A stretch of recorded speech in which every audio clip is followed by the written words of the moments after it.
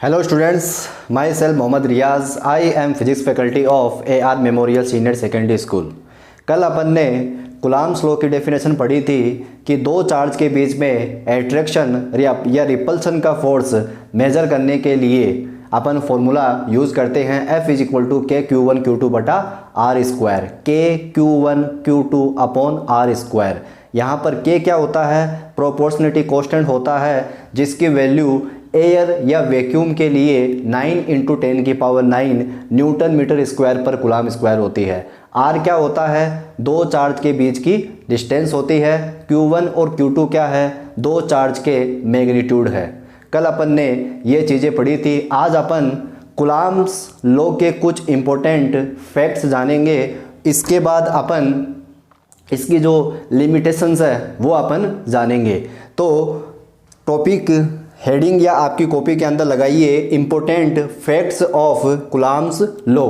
तो देखो, इसका जो पहला फैक्ट है, कूलॉम्स लॉ का जो पहला फैक्ट है वो क्या है? आपको पता है, अगर ये पॉजिटिव चार्ज है और ये भी क्या है, कोई पॉजिटिव चार्ज है, इसको अपन ने क्या माना है? Q1 माना है। इसको अपन ने क्या माना है? Q2 माना है। ठीक है। और दोनों के बीच की डिस्टेंस कितनी है? R है। ठीक। और दोनों चार्ज को मिलाने वाली लाइन, इसको अपन क्या बोलते हैं? Line joining. इसको अपन क्या बोलते हैं? Line joining. लाइन जॉइनिंग बोलते हैं इसको अपन। ठीक है, लाइन जॉइनिंग। अभी आप यहाँ पर क्या देख पा रहे हो कि चार्ज Q1 है, एक चार्ज Q2 है। चार्ज Q1 पॉजिटिव है, चार्ज Q2 पॉजिटिव है। अब दोनों के बीच में फोर्स कौन सा लगेगा? एट्रैक्शन का लगेगा या रिपल्सन का लगेगा?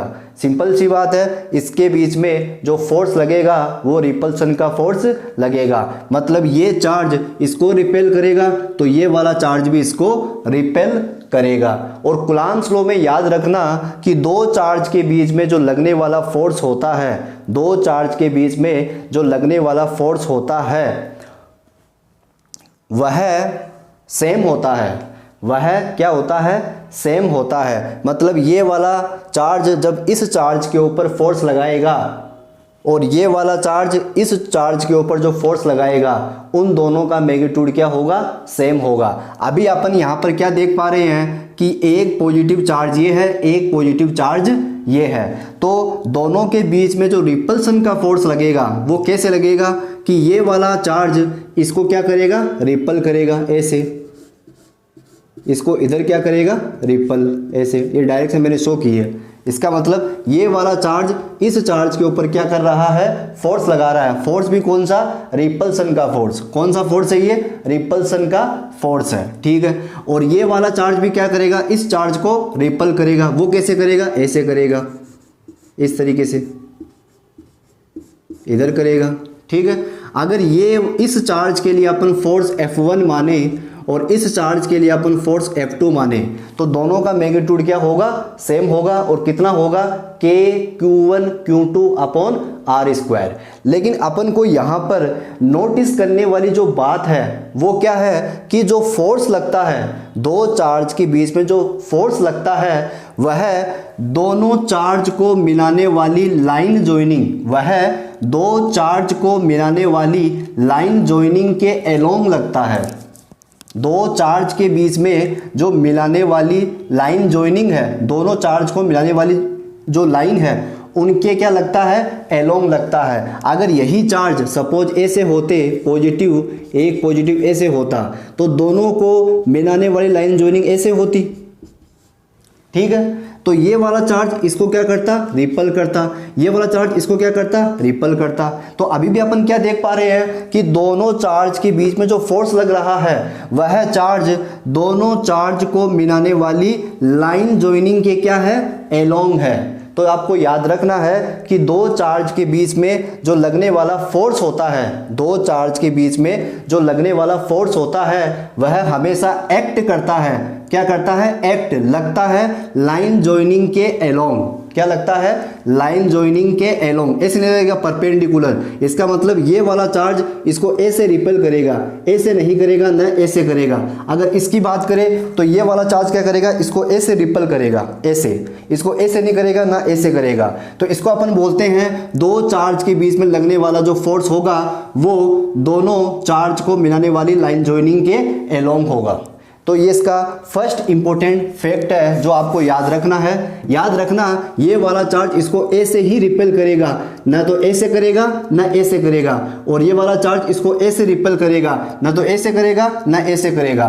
तो याद रखना है कि दो चार्ज के बीच में जो लगने वाला फोर्स है वह हमेशा लाइन ज्वाइनिंग के क्या लगता है, एलोंग लगता है। तो अपन ये वाली बात यहाँ पे लिखते हैं कि force between two point charge, अब अपन इसको क्या मान के चल रहे हैं, पॉइंट चार्ज, क्योंकि कूलाम्स लॉ हमेशा पॉइंट चार्ज के ऊपर वैलिड है। ठीक है, तो force between two point charge acts along line joining, along line joining, along line joining centre of two charge, centre of two charge. तो ये इसका फर्स्ट इंपॉर्टेंट फैक्ट है जो आपको याद रखना है कि दो चार्ज के बीच में जो लगने वाला फोर्स है वह हमेशा लाइन ज्वाइनिंग के एलोंग लगता है। ये आपको याद रखना, ये इसका फर्स्ट इंपॉर्टेंट फैक्ट है। इसको उतारे आप, इसको मिटा दें।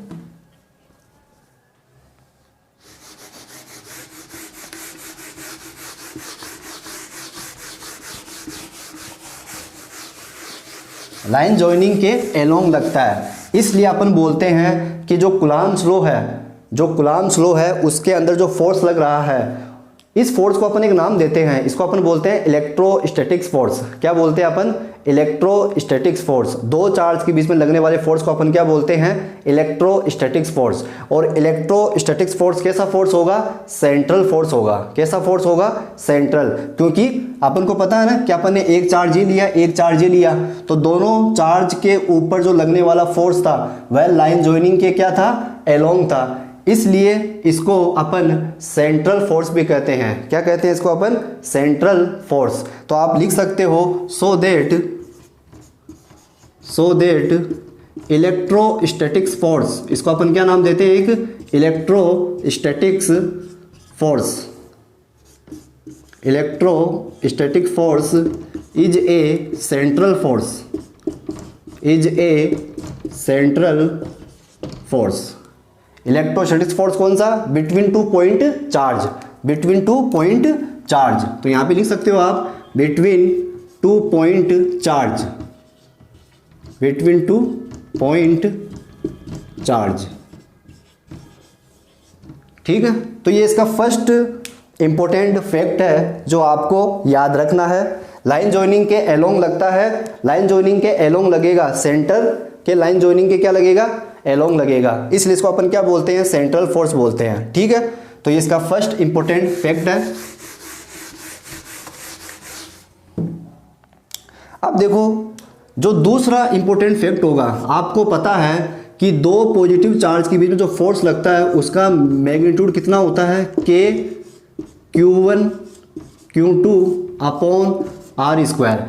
आपको एक बात और याद रखनी है कि यहाँ पर Q1 और Q2 को विद साइन नहीं लेना है, Q1 और Q2 को विद साइन नहीं लेना है। सपोज अगर एक पॉजिटिव चार्ज है और एक नेगेटिव चार्ज है, ठीक है, ये Q1 है और ये Q2 है, तो इनको मिलाने वाली लाइन ज्वाइनिंग ये हो जाएगी। ठीक है, अब ये Q1 पॉजिटिव है, ये Q2 नेगेटिव है। अब दोनों के बीच में कौन सा फोर्स लगेगा, अट्रैक्शन का फोर्स लगेगा। इसका मतलब ये वाला चार्ज इसको क्या करेगा, अट्रैक्ट करेगा, ऐसे इस तरह से अट्रैक्ट करेगा, और ये वाला चार्ज क्या करेगा, इसको अपनी तरफ क्या करेगा, अट्रैक्ट करेगा। ठीक है, अब ये वाला फोर्स कौन लगा रहा है, ये वाला, वापस से ये वाला चार्ज क्या कर रहा है, इसको अट्रैक्ट करेगा। ठीक है, इस तरफ ऐसे अट्रैक्ट करेगा इसको। ये कौन लगा रहा है, F1, और ये क्या करेगा, इसको अपनी तरफ क्या करेगा, एक्टेड करेगा F2। ठीक है, समझ पा रहे हो आप। तो देखो यहाँ पर क्या हो रहा है, जो फोर्स लग रहा है वो लाइन जॉइनिंग के एलोंग लग रहा है। और यहाँ पर याद रखना पॉजिटिव और नेगेटिव केवल अपन किस लिए काम में ले रहे हैं, किस काम में ले रहे हैं, केवल डायरेक्शन को शो करने के लिए। किसके लिए, केवल डायरेक्शन को शो करने के लिए अपन यहाँ पर क्या कर रहे हैं, इसको काम में ले रहे हैं। बाकी ऐसा नहीं है कि आप Q2 को नेगेटिव रख दोगे, Q2 केवल डायरेक्शन को शो करता है। अब Q2 नेगेटिव है, इसका मतलब यह है इस चार्ज को अपनी तरफ क्या करेगा, एक्टेड करेगा। तो ये नेगेटिव इस डायरेक्शन के लिए शो हुआ है और ये पॉजिटिव इस डायरेक्शन के लिए शो हुआ है। ये आपको याद रखना है। Q1 Q2 को आप विद साइन नहीं रखोगे, जो Q1 का मैग्नीट्यूड है वो रखना है, Q2 का जो मैग्नीट्यूड है वो रखना है। सपोज जैसे अगर आपको Q1 की वैल्यू 5 माइक्रोकुलाम दे रखी है और Q2 की वैल्यू आपको -6 माइक्रोकुलाम दे रखी है, तो इसका मतलब ये नहीं कि Q2 का मान आप -6 रखोगे, Q2 का मान अभी भी आप क्या रखोगे, केवल 6 रखोगे। माइनस और प्लस ओनली फॉर किसके लिए है, डायरेक्शन के लिए है। अब ये माइनस का ये पॉजिटिव, ये माइनस का ये प्लस का, अब दोनों के बीच में कौन सा फोर्स लगेगा, एट्रैक्शन का। केवल ये फोर्स का नेचर बताते हैं माइनस प्लस। बाकी आपको Q1 और Q2 विद साइन नहीं रखना है, केवल इनका मैग्नीट्यूड रखना है, इनकी केवल अपन को वैल्यू यहाँ पे पुटअप करनी है, ये आपको याद रखना है। ठीक है, तो F बराबर K Q1 Q2 अपन R स्क्वायर है। तो आप यहाँ पर देख सकते हो कि जो फोर्स है वो डिस्टेंस के स्क्वायर के क्या है, इन्वर्सली प्रोपोर्शनल है। जो फोर्स है वो डिस्टेंस के स्क्वायर के क्या है, इन्वर्सली प्रोपोर्शनल है। इसलिए अपन यहाँ पर ये कह सकते हैं कि कूलॉम्स लॉ, जो कूलॉम्स लॉ है वो फॉलो करता है inverse square law, inverse square law. किसको फॉलो करता है, इनवर्स स्क्वायर लॉ को फॉलो करता है। इसलिए इसको अपन कभी कभार क्या बोलते हैं, कंजर्वेटिव फोर्स। क्या बोलते हैं इसको अपन, conservative force. So that electrostatics force, electrostatic force between 2 point charge, between 2 point charge is a conservative force. क्या बोलते हैं इसको अपन, कंजर्वेटिव फोर्स बोलते हैं इसको। याद रखना, अगर कोई भी फोर्स है वो डिस्टेंस के स्क्वायर के क्या है, इन्वर्सली प्रोपोर्शनल है। ठीक है, तो वह इन्वर्स स्क्वायर लॉ को फॉलो करता है। जो भी फोर्स इन्वर्स स्क्वायर लॉ को फॉलो करता है वह इलेक्ट्रोस्टैटिक्स फोर्स हमेशा कंजर्वेटिव फोर्स होता है। वह फोर्स हमेशा कैसा फोर्स होता है, कंजर्वेटिव फोर्स होता है। ये इसका सेकंड फैक्ट है, इसको भी आप अपनी कॉपी के अंदर उतारें।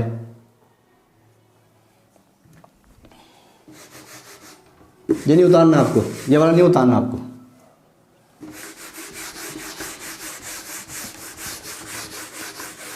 जो तीसरा फैक्ट है वो देखिए, वो काफ़ी इंपॉर्टेंट है।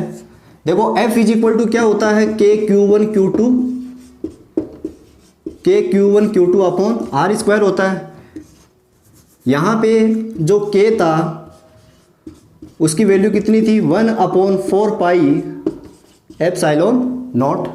और एप्सिलॉन नॉट को अपन क्या बोलते हैं, permittivity of medium, permittivity of medium. और मीडियम भी कैसा था, ये एयर या vacuum.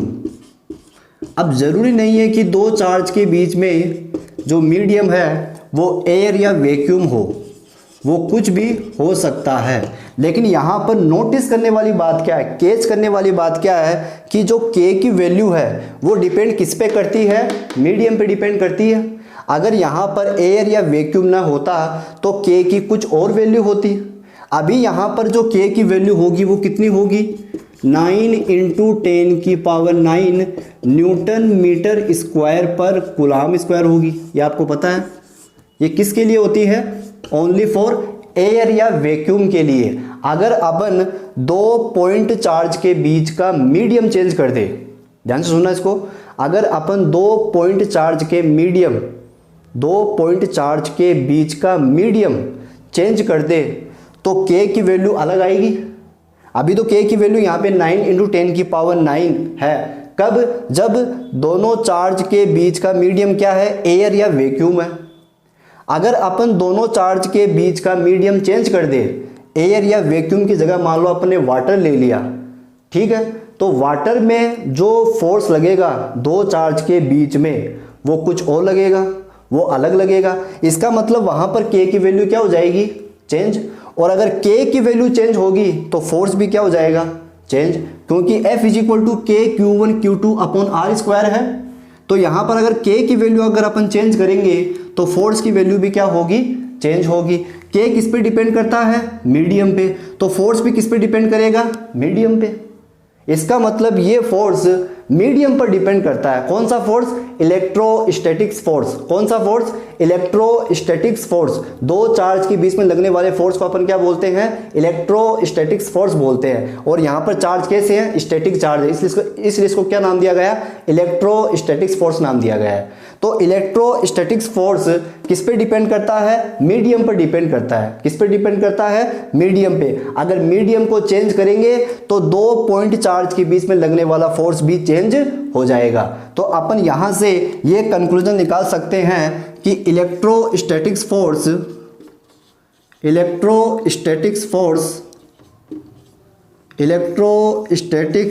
Force depends upon nature of medium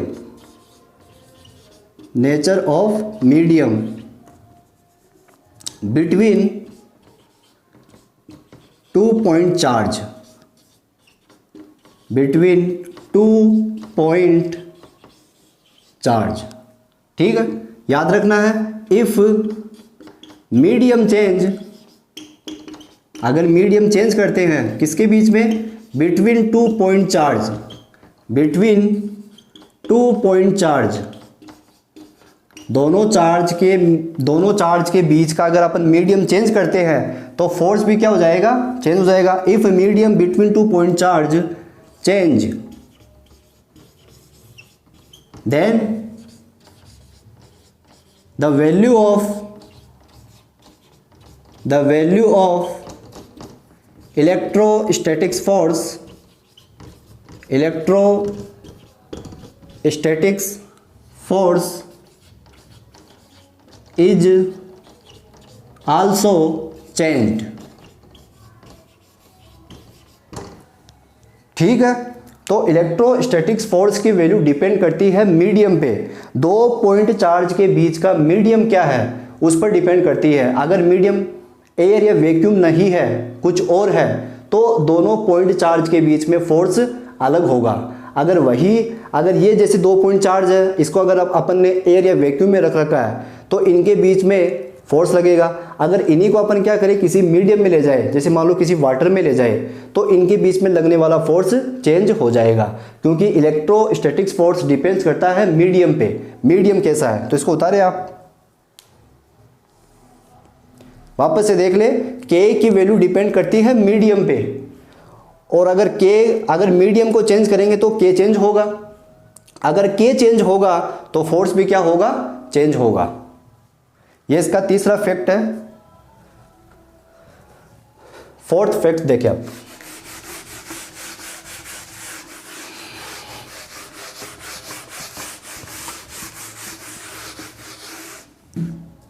fourth देखो, अभी अपन ने देखा कि जैसे ये पॉजिटिव चार्ज है, ये एक पॉजिटिव चार्ज है, ये इनको मिलाने वाली क्या है? एक लाइन जॉइनिंग है। ठीक है, ये वाला क्या करेगा? इसको रिपेल करेगा। ये वाला क्या करेगा? इसको रिपेल करेगा। ये फोर्स कौन लगा रहा है? ये वाला। ये फोर्स कौन लगा रहा है? ये वाला। ये Q1 चार्ज है, ये Q2 चार्ज है। तो अपन यहाँ पर क्या देख रहे हैं कि दोनों फोर्स का मैग्नीट्यूड तो क्या होगा? सेम होगा, लेकिन दोनों की डायरेक्शन क्या है? अलग अलग है। दोनों की डायरेक्शन एक दूसरे के क्या है? अपोजिट है। तो आपको याद रखना है, कूलॉम्स लॉ में दो चार्ज के बीच जो फोर्स लगता है जो फोर्स लगता है, दोनों चार्ज के द्वारा जो फोर्स लगता है वह मैग्नीट्यूड में तो इक्वल होता है। क्या बोला मैंने? मैग्नीट्यूड में तो इक्वल होता है, लेकिन दोनों की डायरेक्शन क्या होती है? एक दूसरे के अपोजिट होती है, चाहे चार्ज कैसा भी हो। अगर यही चार्ज क्या होता, जैसे ये अगर पॉजिटिव है और ये क्या होता? नेगेटिव होता, और ये क्या है? इनकी लाइन जॉइनिंग है। तो अब की बार क्या होता? ये इसको अट्रैक्ट करता तो ये वाला इसको अट्रैक्ट करता, ये इसको ऐसे अट्रैक्ट करता और ये वाला इसको ऐसे अट्रैक्ट करता। तो अभी भी अपन क्या देख रहे हैं कि दोनों चार्जेस के द्वारा एक दूसरे के ऊपर, दोनों चार्जेस के द्वारा एक दूसरे के ऊपर जो लगाया गया फोर्स है उसका मैग्नीट्यूड या उसकी वैल्यू तो क्या रहेगी? सेम रहेगी, लेकिन दोनों की डायरेक्शन क्या हो जाएगी? दोनों की डायरेक्शन अपोजिट हो जाएगी। क्या हो जाएगी? दोनों की डायरेक्शन अपोजिट हो जाती है। तो याद रखना है कि दोनों चार्जेस के द्वारा एक दूसरे पर जो लगाया गया फोर्स है उसका मैग्नीट्यूड तो इक्वल होता है, लेकिन डायरेक्शन क्या होती है?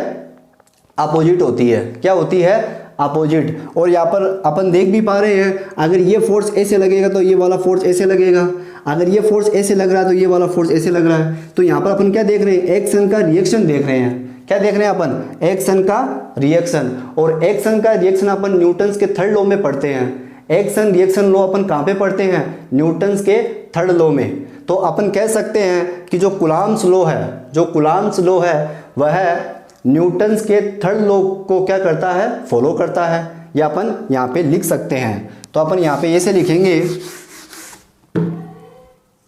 कि फोर्स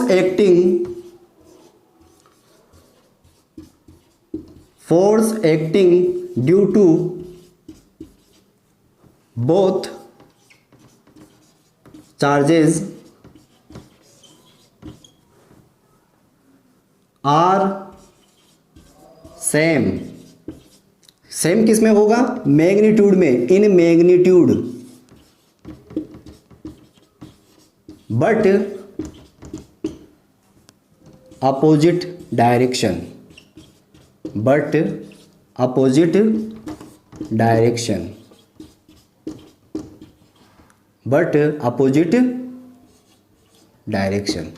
ठीक है। दोनों चार्जेस के द्वारा जो फोर्स होगा वह मैग्नीट्यूड में तो क्या होगा? सेम होगा, लेकिन दोनों की डायरेक्शन क्या होगी? एक दूसरे के अपोजिट होगी। तो यहाँ पर अपन देख सकते हैं कि F1 का जो मैग्नीट्यूड है वो F2 के मैग्नीट्यूड के क्या होगा? इक्वल होगा। लेकिन अगर डायरेक्शन की बात करें तो दोनों की डायरेक्शन एक दूसरे के क्या है? अपोजिट है, क्योंकि फोर्स कैसी क्वांटिटी है? वेक्टर क्वांटिटी है।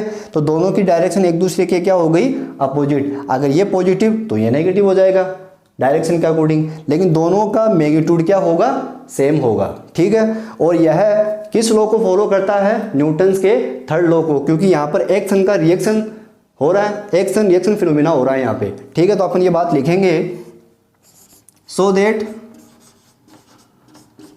इट ओबे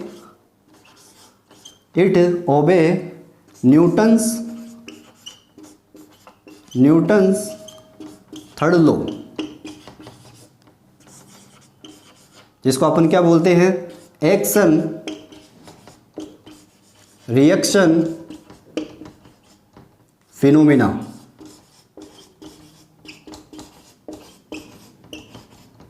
इसको उतारे आप। न्यूटन्स के थर्ड लॉ को फॉलो करता है। एक्शन का रिएक्शन देखने को मिल रहा है अपन को। दोनों फोर्स एक दूसरे के क्या है? अपोजिट डायरेक्शन में, लेकिन दोनों का मैग्नीट्यूड क्या होगा? सेम होगा। और कितना होगा? K(Q1 Q2 upon R square. कितना होगा? K(Q1 Q2 upon R square. तो यहाँ पे जो F1 और F2 का मान होगा वो सेम होगा। F1 का मान भी कितना होगा?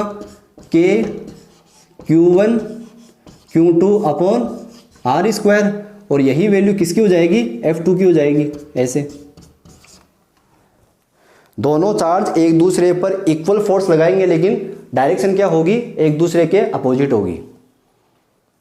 ठीक है। अब इसका फिफ्थ जो फैक्ट है वो देखिए आप।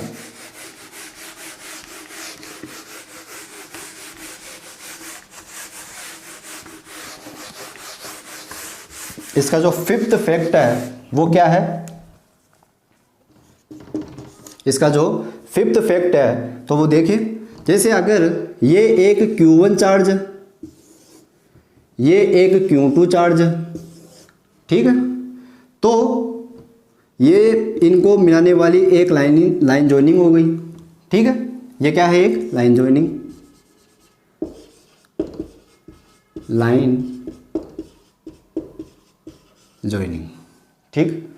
अब यहां पर फोर्स कितना लगेगा, आपको पता है F इज इक्वल टू लगेगा K Q1 Q2 upon R square. अब मैं क्या करता हूं,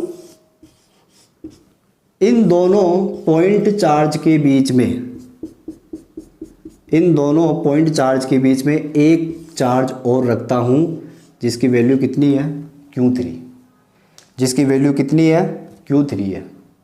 अब इन दोनों के बीच, अभी भी इनके बीच की डिस्टेंस कितनी है, यहाँ पे इनकी डिस्टेंस कितनी है, R है, और यहाँ पे भी डिस्टेंस कितनी है, R है। अब इन दोनों के बीच में, अब इन दोनों के बीच में जो लगने वाला फोर्स होगा वह क्या होगा, अभी भी K Q1 Q2 upon R square. Very very important, यह आपको याद रखना है कि थर्ड चार्ज की प्रेजेंस में, थर्ड चार्ज की प्रेजेंस में दोनों पॉइंट चार्ज के बीच लगने वाले फोर्स पर कोई इफेक्ट नहीं पड़ता। वापस से सुने, थर्ड चार्ज की प्रेजेंस में दोनों चार्जेस के बीच लगने वाले इलेक्ट्रोस्टैटिक्स फोर्स पर कोई इफेक्ट नहीं पड़ता।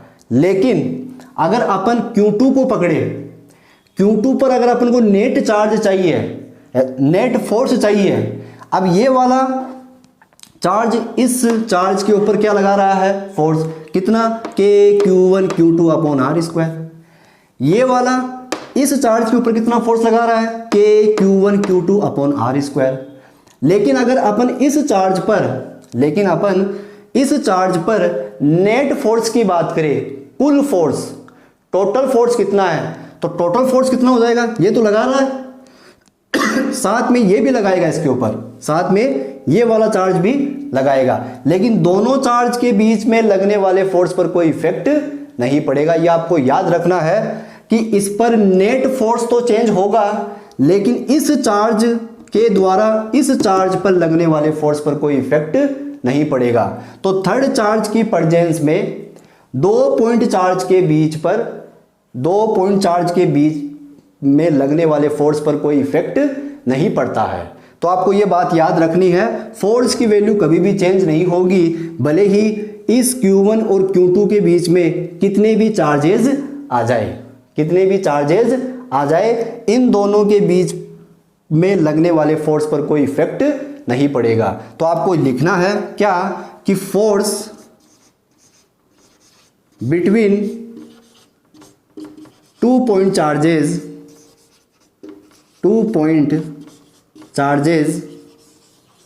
कौन कौन से थे, Q1 and Q2 does not change due to presence of third charge की प्रेजेंस में दोनों चार्ज के ऊपर लगने वाले फोर्स पर कोई इफेक्ट नहीं पड़ता है। ये इसके 5 इंपॉर्टेंट फैक्ट्स है जो आपको याद रखने हैं। काफ़ी इंपॉर्टेंट फैक्ट्स है, एग्जाम में पूछते हैं कि कोई भी 2 इंपॉर्टेंट फैक्ट आपको पूछ सकता है, तो आपको 5 फैक्ट्स याद होने चाहिए। खासकर ये वाला याद करना आपको कि इस पर नेट फोर्स तो चेंज होगा, क्योंकि इसका भी फोर्स लगेगा इस पर और इसका भी फोर्स लगेगा, लेकिन इन दोनों के बीच की अगर बात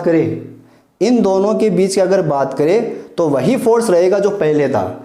थर्ड चार्ज के आने की वजह से इन दोनों चार्ज के ऊपर लगने वाले फोर्स पर कोई इफेक्ट नहीं पड़ेगा। तो ये इसके इंपॉर्टेंट फैक्ट्स है, इसको आप फटाफट अपनी कॉपी के अंदर उतारें।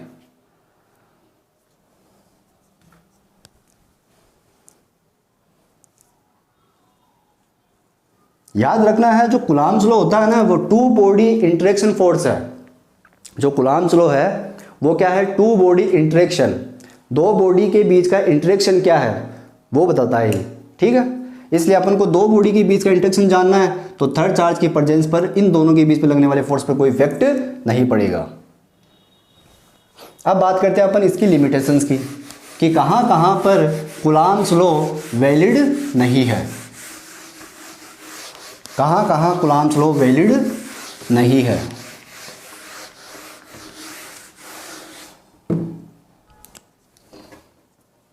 तो लिखे आप हेडिंग लगाए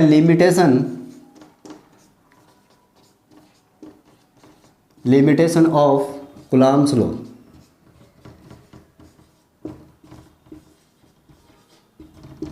Coulomb's law, limitations of Coulomb's law, ठीक है। तो याद रखना है कि जो इलेक्ट्रोस्टैटिक्स फोर्स होता है, इलेक्ट्रोस्टैटिक्स फोर्स कहाँ वैलिड है? इलेक्ट्रोस्टैटिक्स फोर्स किसके लिए वैलिड है? Only for static charge, static charge. अगर चार्ज कौन सी सिचुएशन में हो, स्टैटिक सिचुएशन में हो, तभी वहां पर क्या लगेगा, कुलाम्स लॉ लगेगा। अगर दोनों चार्ज स्टैटिक चार्ज नहीं है तो कुलाम्स लॉ नहीं लग सकता। लिख सकते हो आप, if both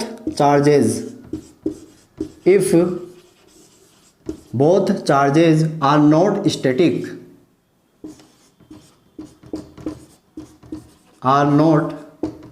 situation, then Coulomb's law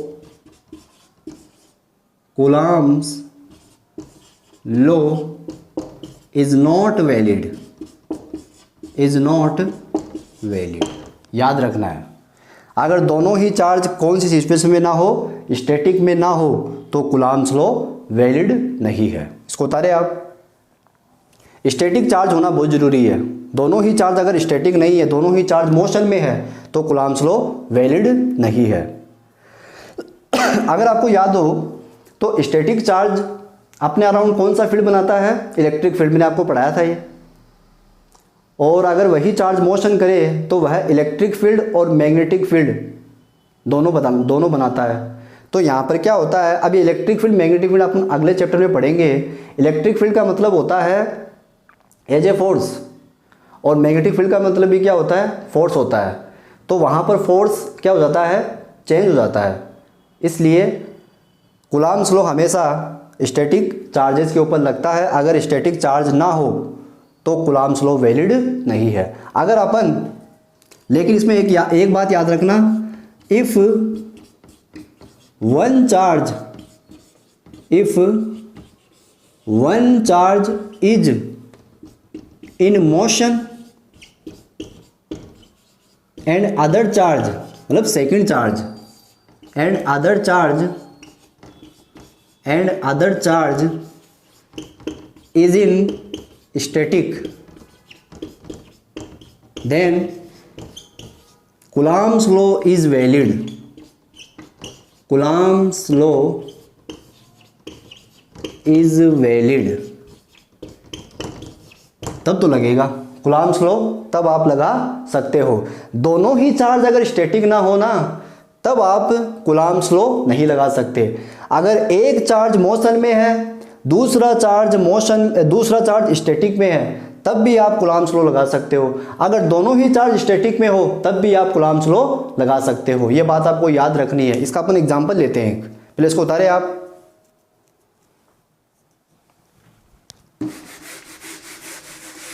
दोनों चार्ज अगर स्टैटिक है तो Coulomb's लॉ वैलिड है। दोनों ही चार्ज अगर स्टैटिक नहीं है, मोशन में है, तो Coulomb's लॉ वैलिड नहीं है। लेकिन अगर एक चार्ज स्टैटिक है, दूसरा चार्ज मोशन में है, तब भी Coulomb's लॉ वैलिड है। कैसे? अगर अपन किसी एटम के स्ट्रक्चर की बात करें तो एटम के सेंटर में क्या होता है कि न्यूक्लियस होता है। न्यूक्लियस के अराउंड क्या होती है, ऑर्बिट होती है ऐसे, और इनके अंदर इलेक्ट्रॉन क्या करते हैं, मूव करते हैं। इसमें इलेक्ट्रॉन क्या करते हैं, मूव करते हैं ऐसे इलेक्ट्रॉन्स,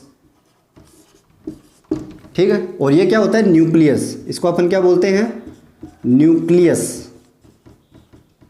इसको अपन क्या बोलते हैं, न्यूक्लियस। तो न्यूक्लियस में कौन होता है, प्रोटॉन और न्यूट्रॉन, प्रोटॉन प्लस न्यूट्रॉन, एक प्रोटॉन होता है एक न्यूट्रॉन होता है। न्यूट्रॉन तो चार्जलेस पार्टिकल होता है, जबकि प्रोटॉन एक पॉजिटिव चार्ज पार्टिकल होता है। तो न्यूक्लियस और इलेक्ट्रॉन के बीच जो लगने वाला फोर्स होता है उसको भी अपन क्या बोलते हैं, इलेक्ट्रोस्टैटिक्स फोर्स बोलते हैं। क्या बोलते हैं, इलेक्ट्रोस्टैटिक्स फोर्स। और इलेक्ट्रोस्टैटिक्स फोर्स कहाँ लगता है, दो चार्ज के बीच। तो अपन यहाँ पर कूलॉम्स लॉ वाला जो फॉर्मूला है Q1 Q2 upon R square, वो यहाँ पर अपन वैलिड कर सकते हैं, वो अपन यहाँ पर फॉलो कर सकते हैं। इलेक्ट्रॉन और न्यूक्लियस के बीच में हमेशा कौन सा फोर्स लगेगा, अट्रैक्शन का, क्योंकि न्यूक्लियस पे चार्ज कैसा होता है, पॉजिटिव चार्ज। देखो न्यूट्रॉन होता है चार्जलेस पार्टिकल, ये कैसा पार्टिकल होता है, chargeless particle, chargeless particle, chargeless particle होता है ये, ठीक है। जबकि प्रोटॉन क्या होता है, चार्जलेस है, ये होता है positive charge, positive charge particle, ठीक है। तो न्यूक्लियस में टोटल चार्ज हमेशा किसका होगा, पॉजिटिव का होगा। इस पे तो चार्ज ही नहीं है ना, इस पे चार्ज की वैल्यू कितनी है, 0। और प्रोटॉन पे चार्ज पॉजिटिव का है, तो इस पे टोटल चार्ज क्या होगा, पॉजिटिव। और इलेक्ट्रॉन पे चार्ज कैसा है, नेगेटिव। न्यूक्लियस और इलेक्ट्रॉन के बीच में लगने वाला फोर्स कैसा होगा, एट्रैक्शन फोर्स होगा, attraction force, attraction force between nucleus and electron कितना होगा, F is equal to Q1 Q2 upon R square. अगर अपन इन दो के बीच की डिस्टेंस कितनी मान ले, R मान ले कुछ देर के लिए, तो यहाँ पे जो F इज इक्वल टू होगा वो क्या होगा, K। अब Q1 क्या है, न्यूक्लियस पे चार्ज, और कितना होता है वो, ZE। Z होता है एटॉमिक नंबर, E होता है इलेक्ट्रॉन पे चार्ज, और Q2 क्या है, इलेक्ट्रॉन पे चार्ज, वो यहाँ पे लिख दिया, अपॉन R स्क्वायर। तो F इज इक्वल टू क्या आ गया, KZE square upon R square. तो ये न्यूक्लियस और इलेक्ट्रॉन के बीच लगने वाला एट्रैक्शन फोर्स होता है, जिसको अपन इलेक्ट्रोस्टैटिक्स फोर्स कह सकते हैं, जो कि हमेशा कूलॉम्स लॉ के फॉर्मूले से वैलिड है। तो याद रखना, अगर दोनों स्टैटिक चार्ज है तब लगेगा कूलॉम्स लॉ, दोनों स्टैटिक चार्ज नहीं है, दोनों मोशन में है, तो कूलॉम्स लॉ वैलिड नहीं है। ये इसकी सबसे बड़ी लिमिटेशन हो गई। अगर एक चार्ज मोशन में है, दूसरा चार्ज स्टैटिक में है, तब भी कूलॉम्स लॉ वैलिड है। ये इसका एग्जाम्पल हो गया, इसको उतारे आप। ये एट्रैक्शन फोर्स होता है न्यूक्लियस और इलेक्ट्रॉन के बीच, जो कि कूलॉम्स लॉ के फॉर्मूले से निकलता है।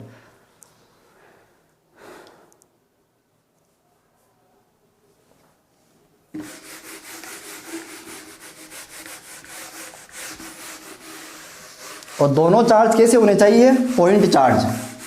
दोनों चार्ज कैसे होने चाहिए, पॉइंट चार्ज होने चाहिए, ठीक है। तो जो दूसरी लिमिटेशन है वो क्या है, if charge is not like a point charge, point charge, अगर चार्ज पॉइंट चार्ज की तरह नहीं है, देन कूलॉम्स लॉ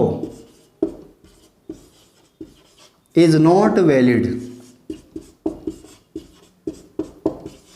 ठीक है, ये आपको याद रखना है। और तीसरा क्या है, if distance between charges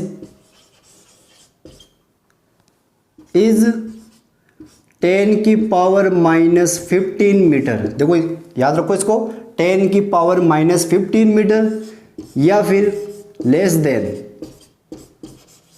less than,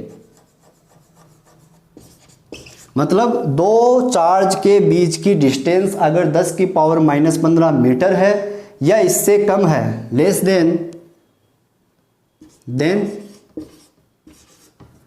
Coulomb's law is not valid, तब भी कूलम्ब्स लॉ वैलिड नहीं है। इसका मतलब दोनों चार्ज के बीच की डिस्टेंस 10 की पावर -15 मीटर से ज़्यादा होना चाहिए, तभी अपन वहाँ पर इलेक्ट्रोस्टैटिक्स फोर्स मेजर कर सकते हैं। अब यहाँ पर अपन इलेक्ट्रोस्टैटिक्स फोर्स मेजर क्यों नहीं कर सकते? क्योंकि दोनों चार्ज के जो बीच की डिस्टेंस है वो 10 की पावर -15 मीटर या उससे कम है। क्योंकि इस सिचुएशन में क्या होता है, देखिए इसका रीज़न लिख लिया आप, बिकॉज in this situation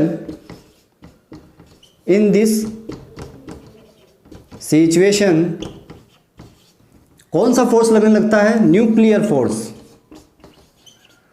फिर इलेक्ट्रोस्टैटिक्स फोर्स काम नहीं करता, फिर कौन सा फोर्स काम करता है? Nuclear force is present.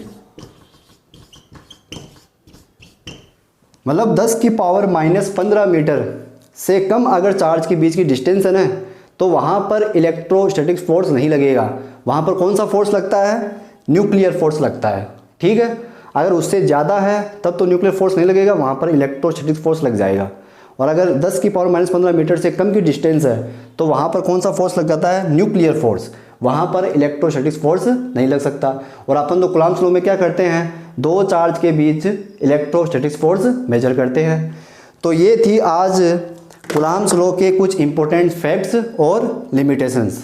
कल अपन कूलम्ब्स लॉ के ऊपर या तो 1-2 न्यूमेरिकल कर लेंगे और फिर इसके आगे का टॉपिक स्टार्ट करेंगे। Thank you.